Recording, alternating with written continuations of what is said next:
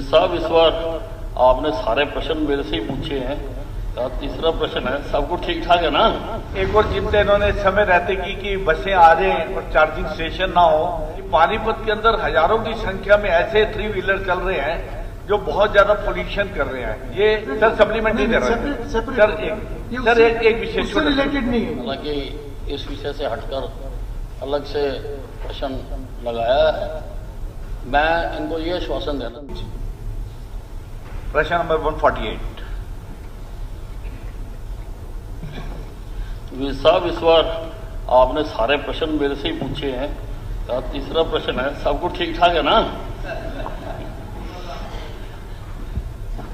अध्यक्ष महोदय, क्या जी श्रीमान क्या महोदय पुराने बस स्टैंड पानीपत में इलेक्ट्रिक बस डिपो निर्माणाधीन है, जो कि जुलाई 2025 तक इसके तैयार होने की संभावना है। डिपो के विकास होने के बाद शेष बसों को भी संचालित किया जाएगा। माननीय अध्यक्ष जी, मंत्री जी का बहुत बहुत धन्यवाद है कि पानीपत की विशेष चिंता करते हुए उन्होंने पहले 5 बसें और बाद में 45 बसें और देने का जो वायदा किया है।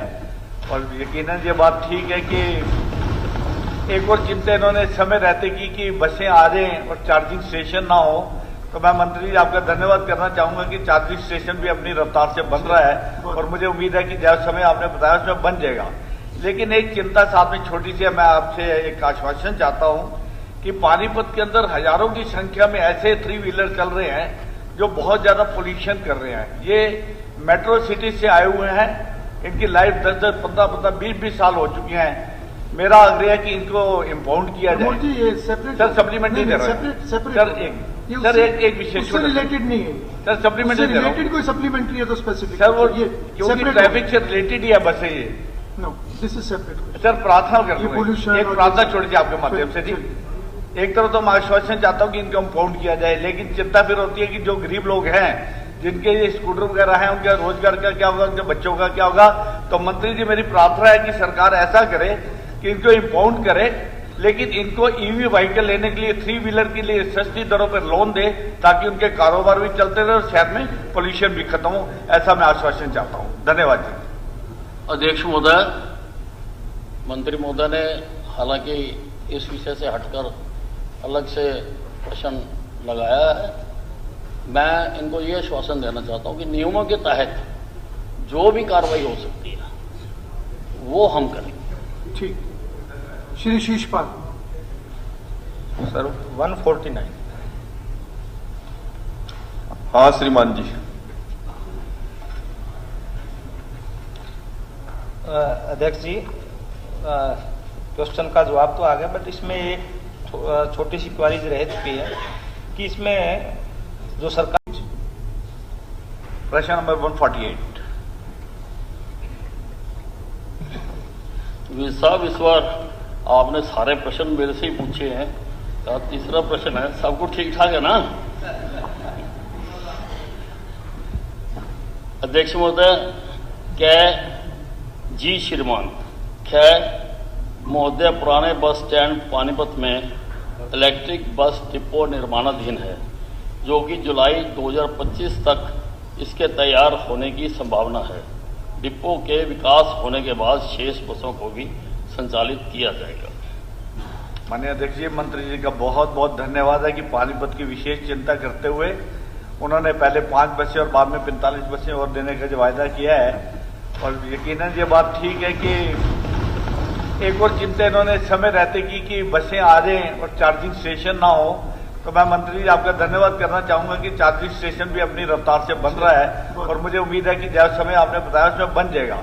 लेकिन एक चिंता साथ में छोटी सी है, मैं आपसे एक आश्वासन चाहता हूं कि पानीपत के अंदर हजारों की संख्या में ऐसे 3 व्हीलर चल रहे हैं जो बहुत ज्यादा पोल्यूशन कर रहे हैं। ये मेट्रो सिटी से आए हुए हैं, इनकी लाइफ 10-10, 15-15, 20-20 साल हो चुकी हैं।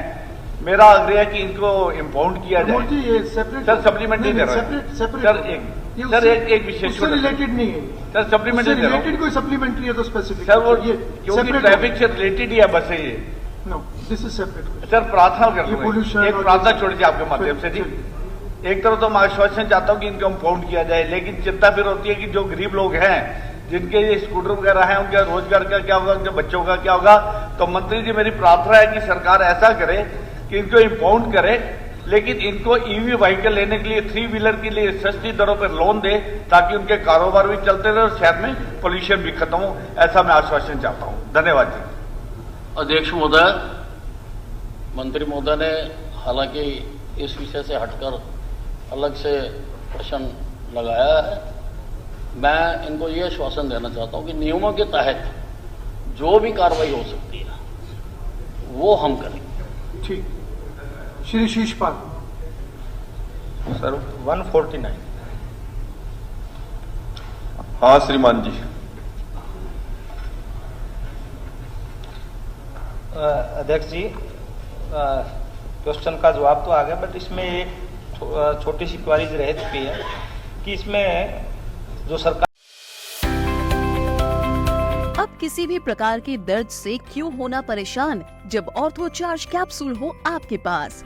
सभी प्रकार के दर्द में आयुर्वेदिक पद्धति पर आधारित रामबाण इलाज कबीर औषधालय का ऑर्थो चार्ज ऑयल कैप्सूल और सिरप आपको देता है तुरंत आराम। अनेक प्रकार के दर्द जैसे sciatica, spondylitis, rheumatic pain, arthritis, lumbar pain, सभी दर्द को दूर करने का रामबाण इलाज 100% आयुर्वेदिक जड़ी बूटियों से बनाया गया ऑर्थो चार्ज कैप्सूल और ऑयल एक बार प्रयोग में अवश्य लाएं। अधिक जानकारी के लिए संपर्क करें। एड्रेस कबीर औषधालय, सेक्टर 14, सोनीपत, दिल्ली, NCR।